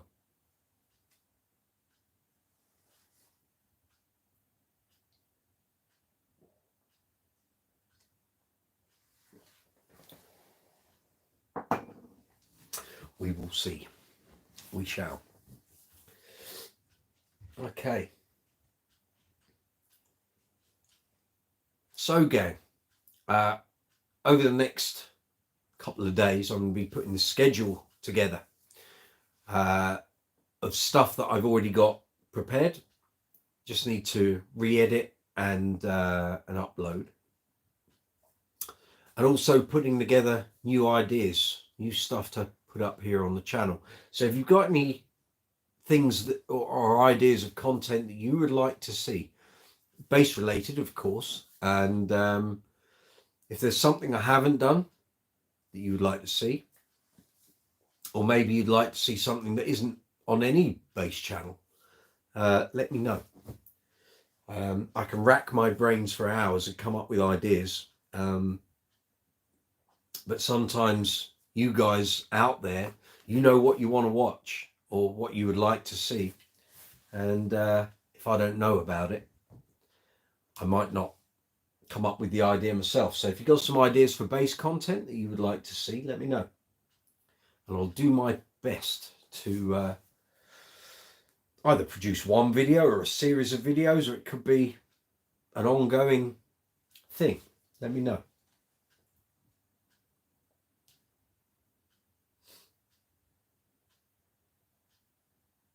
I realise the camera keeps refocusing. There's a light change going on in here. Probably from my cap being on. It's dealing with the shadows. I love building and modifying projects. Okay. Martin, we had to put our older dog down over the summer. Very sorry to hear that, mate. It's really weird to not have him curled up at my feet. Yeah, been through that this year once already. Twice in 4 years. Yeah, that kind of floors you a bit. So I know what you're going through.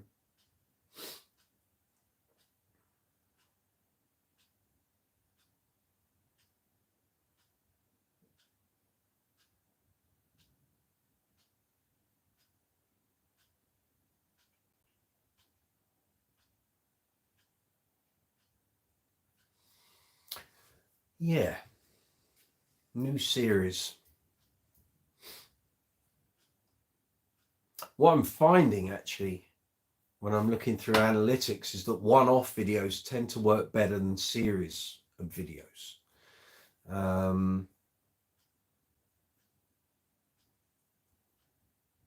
So it might be I have individual videos that are quite long, that fit into the long form format. We will see. Martin, he was 18, so had a good innings. Yes, he did. What was he? What breed was he?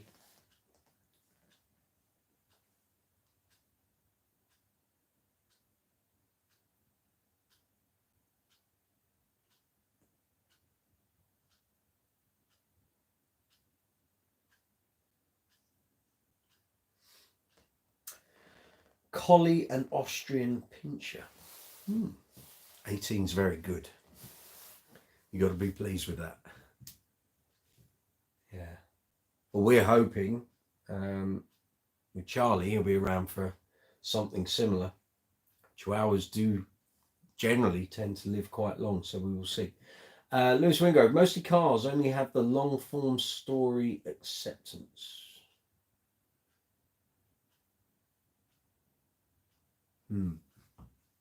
Yeah. Now, the base collection video from earlier in the year was 55 minutes. And that is the best performing video in that length of time here on the channel. So it might be, in fact, there's a couple of ideas for videos that I can't really say for fear of someone else watching this video and going, oh, I'm going to do that. I'm doing it before I do it. But there's a couple of ideas that I've got, and I know one of them hasn't been done on YouTube. So I want to do, if I do it, I've got to do it properly. Don't know how much time it's going to take. That's the thing. And it might well need some music licensing, but I might have to just not bite the bullet, but I might have to either pay for some licensing or just do without it, or take a chance and hope that I'm not going to get either a copyright claim or even worse, a copyright strike. We will see. We will see. I wonder if it's possible to get, I guess if you use multiple pieces of music in a video and they were strikeable, that you could get 3 strikes in one video and that's your channel gone. So, okay. Need to think about that. Lewis, but a quick rundown of a pickup change or putting a metal pick guard from plastic shorts could work. Okay, cool. I wouldn't do a pickup change because I don't do electronics, but yes, possibility. I know there'll be a load of workshop videos coming up soon because there's a couple of bases here that need restringing and adjustments, seasonal adjustments. So some of those, if they haven't already had a workshop video, I will do workshop videos for. But if there's already a workshop video on the channel for it, I might just do it as a live chat, an impromptu live chat. That's my mum. The t-shirt looks really good on. Very good quality. Excellent. You picked it. That was the one you wanted. That's the one you picked. This Wingrove, does the bridge make a difference? Just kicking ideas around. It can do. It can do. The general reason for replacement bridges was to improve upon kind of the universal fender bridge. So with greater sustain, better transference of resonance and harmonics from the strings through to the bass. I mean, there are a lot of bridge replacement videos here on YouTube. And really what you want to do is get a bass and buy like 5 or 6 different bridges and then put each one on and see, you know, record the waves, the sound waves, and see what the differences and improvements are. That might be a good video. I'm not sure I've got the willpower to go and buy a load of bridges though. I've never replaced a bridge. I've bought basses that the bridge had been replaced on. And it's a simple job. They're all drilled for similar units, but a lot more basses now have individual monorail bridges. When you don't buy the whole bridge, you just buy a replacement monorail. And that's fairly easy to do.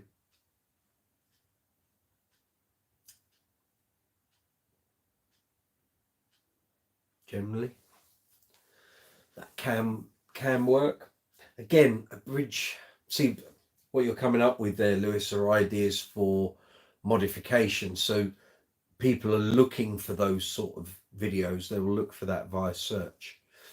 That's so basically when you're producing YouTube videos, there's several different strands. So you can have like an educational thing where people want to learn how to do something, or they might be looking for a solution to something. Then you've got videos that just catch people's eye. So that's browsing. And that might just be presented in someone's feed. So then that video is being found through the browsing features of YouTube rather than the search box. You know, people purposely searching for that topic. And then you've got other videos which are just purely entertainment. And they're a bit harder to do because you've got to put a lot of background work in before you film. You've got to plan it all out. And the difficulty with entertainment videos is that it can go one or two ways. You might think it's entertaining, but your audience doesn't. And then you're in a bit of a quagmire, because I've seen people spend hours and hours and hours on producing a really glossy or what they thought was entertaining, and it just dive bombs, doesn't go anywhere, doesn't do anything. And they put all that time and effort into it and it just didn't reap any rewards. Then again, there are people that make no effort, film on the fly and do great. So it's a tricky one. It's a tricky one. There's no guaranteed success here. You know, it's even in Mr. Beast's earlier days, he would have been, you know, at the mercy of the same things that me and every other YouTube creator is prone to. There is no exact science here because you can't guarantee anything. So, and actually some of the videos I've produced that have done really well, I certainly didn't expect to do as well as they have done. And then other videos that I thought were a no-brainer, I thought this is going to do really, really well, did absolutely nothing.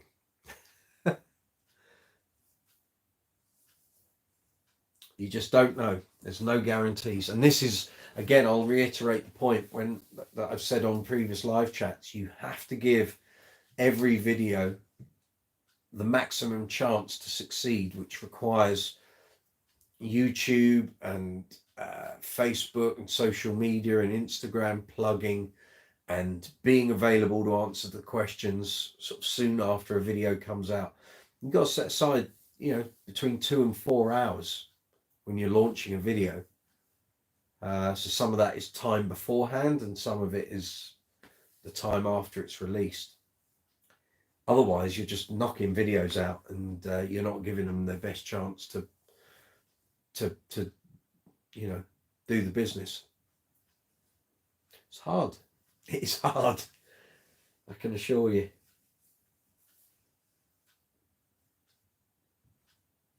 Lewis, my buddy Eric is awesome with film production. He's just pumping money down the idea. Too rich for my blood. It's the Hollywood strategy. Yeah, it's a conundrum, I have to say. It's I'm getting back into YouTube mode here. It's where I've been very busy during the summer and kind of keeping the channel ticking over. Now's the time to get seriously back into it, get my focus back on. So this is why I'm asking, what sort of things do you guys want to see?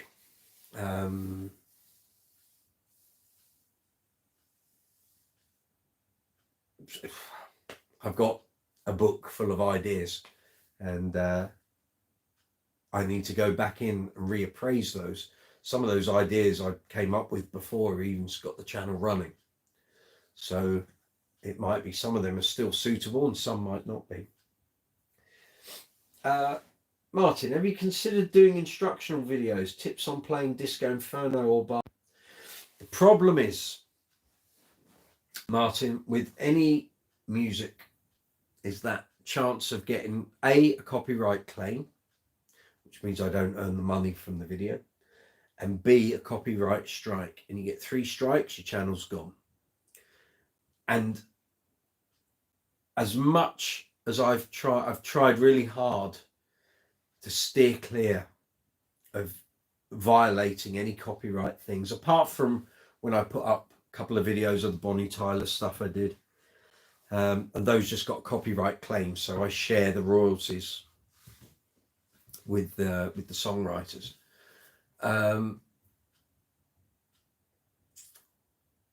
But I did a couple of impromptu live chats where there's been music in the background, and they picked up copyright claims. And I know there's a whole load of people who started doing YouTube channels during lockdown, and basically they're play along channels. Okay, they put a song on, they play along with it, and that's it. They get thousands of views, but they won't earn a penny from those because the copyright will be with the people that wrote it and the publishers. And this is the problem with copyrighted material. It's like I could do some great videos on Rick Beato does fabulous videos on when he takes songs apart and what have you, but he gets hit with copyright claims and strikes often. And I guess he's very aware that if he gets too many more claims, I mean, I don't know how many he's got currently, and I know he always fights against them. So but I don't know what his current situation is. And my worry would be, I would hate to put the channel in jeopardy for the sake of a covers tune. And that's why I don't do it until such time as this channel is generating a fair income from the videos, and I can afford to pay for licensing, which is what Scott Devine does, of course. It's hard. I can't justify it. My videos aren't getting high enough amount of views. I don't have enough subscribers to create that snowball effect. So that's what I'm working towards. But I will, I'd like to do some of that further down the line, and it may well happen. But at the moment, I just can't do it. I can't afford to do it, which is a shame, but we will see. We will see. I mean, a lot of the channels that do the instructional, this is how you learn this song, and they've been going a long time. There's a guy called Paul, what's his surname? Did a couple of depths for his band Carte Blanche. Paul Fox, is it maybe? And his channel is huge, but he's been going 17, 18 years probably. He does it very well, and he gets so many views that he can afford to pay the licensing.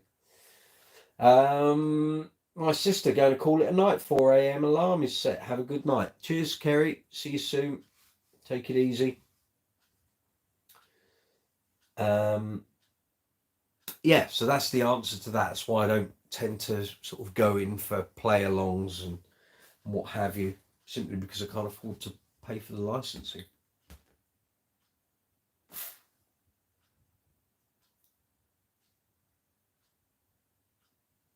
And that's also why when I'm doing the bass string experiment videos, when there's footage of us playing live, I can't have the audio because that will incite the copyright claims and potential strikes. And this is the problem.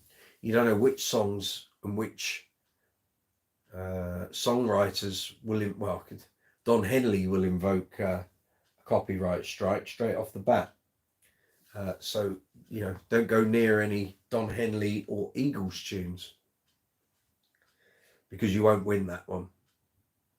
There's no point.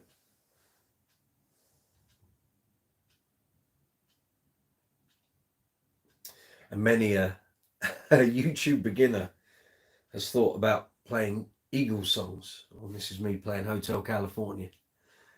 And before they know it, their channel is dead and gone. So there's just, and I think that's going to get even more full on as time goes by.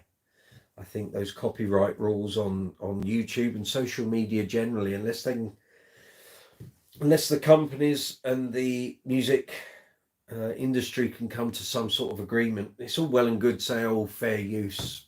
There's no such thing as fair use. And people hide behind that. And, you know, Don Henley will argue the toss about it. He'll say, well, I wrote it, I won't pay it. There's no fair use. You know, if they said, well, look, fair use is 10 seconds, then we would all know where we stand. But there's no agreement. And until such time as that changes, it's very difficult for someone like me, and I want my channel to continue for years and years and years. I'm not willing to put it at stake for the sake of including copyrighted material. Some people do. I think they quite like the challenge, trying to see if they can dodge copyright strikes and claims, but not for me. Like I say, there were a couple of impromptu live chats where there was just music playing in the background, and I got copyright claims. And now I'm very wary that, you know, very often at festivals, I'd love to do an impromptu live chat while people are on stage and what have you. It's just not worth it. Because like I say, you have no foreknowledge in knowing which songs will invoke a strike. You don't. It's just not worth it. Which sounds a bit depressing, but I can see the songwriter's point of view. Some people are fine with it. They don't have a problem with it. And other artists do have a problem with it. But if they could all, if the publishers, the music industry, and the social media companies and tech companies could come to an agreement on what was acceptable, well, I mean, it would open the floodgates probably. But I mean, if I knew that you can use 10 seconds or 7 seconds of a tune, and that's fine, I could do some great content. I really could.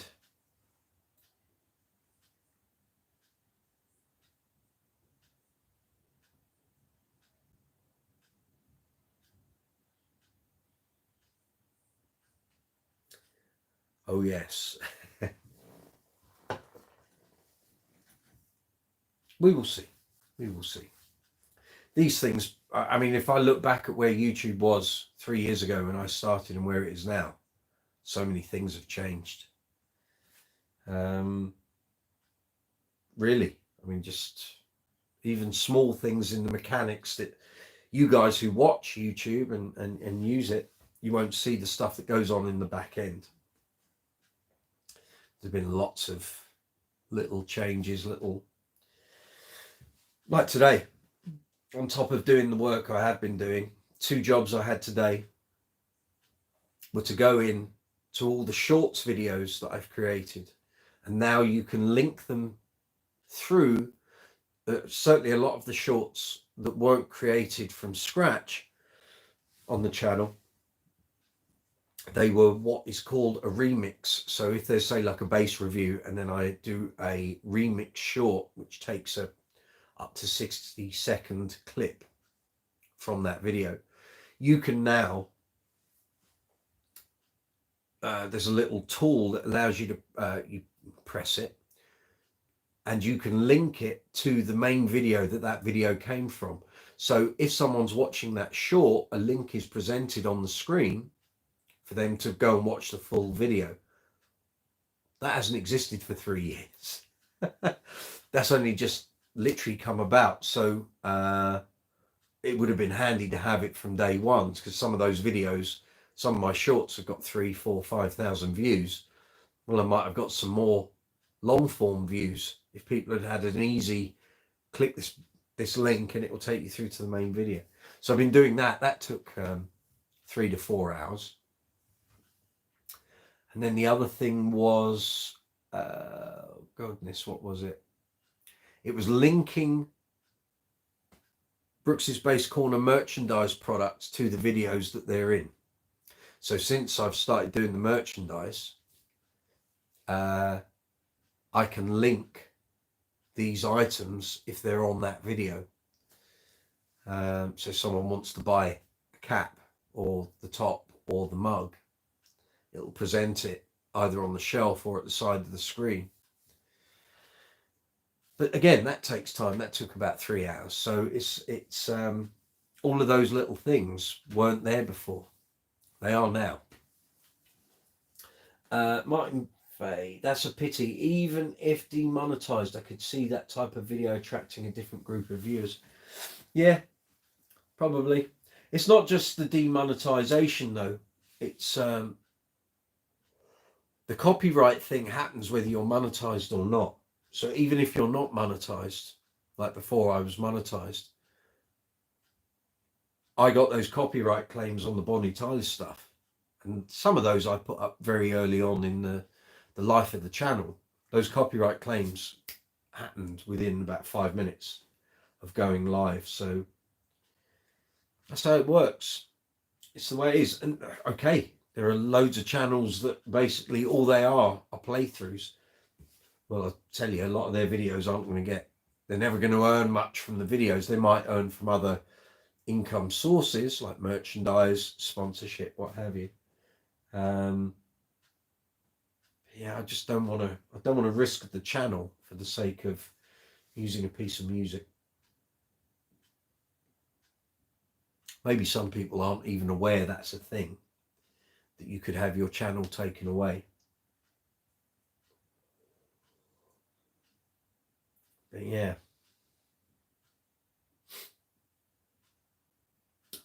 Martin, sorry but I need to bail out early tonight. I've got to be on the road early in the morning. Thanks for the chat tonight. Pleasure, Martin. Take it easy. I think a lot of people are needing to go this evening, and yeah, I think not just Martin, Steffi, but I think everyone's kind of got other things going on. So I'll give it another 5 minutes or so. So if you've got any questions, any comments, put them in the live chat window. If there's no sort of flurry of activity, we'll wind this down. So yeah.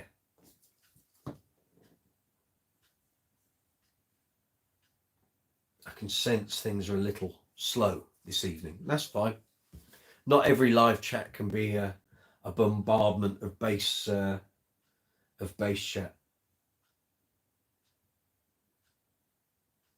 And let's be fair, not every live chat needs to be 5.25 hours, does it? Which is our record. But thank you to all those who've been on tonight's live chat. It's been a pleasure. Thank you for giving up your time, getting involved, all the messages, all the new subscribers to the channel. Very much appreciated.